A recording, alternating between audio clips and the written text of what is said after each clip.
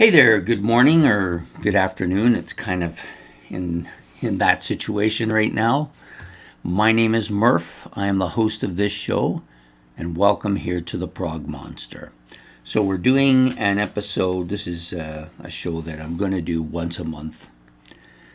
So I usually have these once a month shows on a specific week. So I have my playlist in the middle of the month. I have my at the end of the month albums that we do, the new album releases, or what you would call like new albums purchased. Then I have end of the month Prog Roundup, and now we have this show, which is Saturday in the Park. Basically, I'm just taking a phrase out of a song that I always liked, and we're going to stick it as the title of the track. And what we're going to be doing here is I will talk about one of the live albums that I have. And I've noticed over the last 2 or 3 months, a lot of live albums I've gotten have made it onto my playlist, which is something that just never would happen in the past. So I don't know if that's because I'm changing or because the live albums I've been listening to are just that good. But anyways, today's we're going to be doing this is a kind of an unusual album. Most of the live albums I do are basically either pure live albums or single disc or whatever, right? This one is a kind of a live album, kind of studio album mixed together. So we're talking about the Keys to Ascension, and this is the second one of the two albums. I like the first one, but this one I really like a lot. This is easily my favorite Yes album from the 1990s. I'm not sure quite why I like it so much. I suspect it has a lot to do with the studio tracks here on the second disc. But on the first disc, we also have all live stuff. And I think part of the reason that I like this one better than maybe the Keys to Ascension 1 is because the songs on here I like quite a bit. The way they've arranged them. They're not songs that I often think of as being live songs. Well, not all of them. Other than the first track, which is I've Seen All Good People. The rest of it I really like quite a bit. But even I've Seen All Good People, it's really clear sounding. The tracks are really well performed. And John Anderson's vocals are spectacular as always. So what we're going to do here is I'm going to just give you the kind of breakdown of the tracks on this live album. So this is their fifth, it's considered their fifth live studio album, and their whatever number, I think it's like 12th or 14th in their studio album. So it's kind of both. So I'll break down we're only going to break down the live stuff. So the other stuff we'll probably do at some point when I do the the studio version of the album. So this was recorded on March the 4th through the March the 6th, 1996 at the Fremont Theater in and I'm going to probably screw this up, San Luis Obispo in California. And then the album itself was released November the 3rd, 1997. The live part of the album is about 57 minutes, maybe between 57 and 58 minutes in length. The studio album is a different story, but we'll get into that when we do that. It's on the Ascension record label. Doesn't say it anywhere on here, but I know that's what it's on. Anyways, and you actually have, this is the box part, and then you have the CD box. I actually think I like both parts pretty equally. It's pretty much the same picture. This one's just more purple, which you might get in a red star system. And this one's more blue, which I think is a little bit more natural in cover. The only thing about it is it doesn't cover the entire album, and they have this silly kind of Yes logo here, which I never really cared for. I prefer their original Yes logo, this one. So, and of course it's produced by Yes and by Billy Sherwood, who eventually I think takes over Chris Squire's spot in this band. But at this point in time, Chris is on this album. So appearing on the album as Yes is to me, this is the classic lineup of Yes, or at least one of the two classic lineups of Yes. But to me, this is the major classic lineup because it was together for a lot of albums. So you have John Anderson on vocals, guitar, and harp. You have Steve Howe on 6 and 12 string electric guitars, 5-string bass, steel, pedal steel, and he also does some vocals here as well. Then you also have Chris Squire on bass and vocals, Rick Wakeman on all the keyboard instruments, and Alan White on drums and vocals as well. So that to me is the classic lineup of Yes. The cover of this, of course, is drawn by Roger Dean. Yes's covers that are drawn by Roger Dean are among the best. There are other covers where they decide not to use Roger Dean, not so good. So anyways, we'll talk about the tracks that are on here.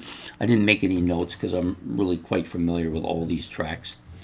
I've Seen All Good People starts out the live album, both Your Move and All Good People here.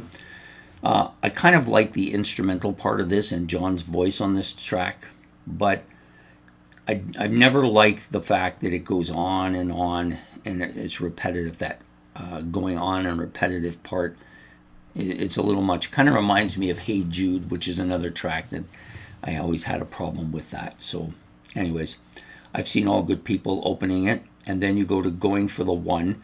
Now Going for the One is a track that from their Going for the One album, of course, that I never really cared much for this track, but on this live version I like it for some reason. I think it's clearer, or maybe it just has a little more buzz to it. I'm not sure what that is. But I do like this live version of it much more than the one on the Going for the One album. Then it goes to Time and a Word. Now, this is a song that they don't often play live. You don't hear this very often. It's a throw-in track that they don't play a lot, but I like the version of it here. It's much clearer than it is on Time and the Word.